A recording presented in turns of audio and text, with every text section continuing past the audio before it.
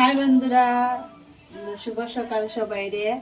আজকে শুভ সকালটা একটু লেট হয়ে গেছে, কারণ কি আজকে স্কুল বন্ধ আছে, তো তার লাগিয়ে আমি একটু লেটে বানাইলাম খানিটা।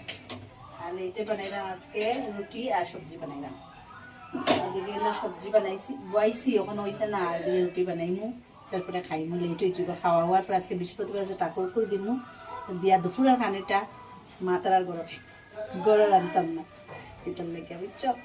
তো দাঁড়া, আমি সবজিটা কিরকম হয়েছে একটু।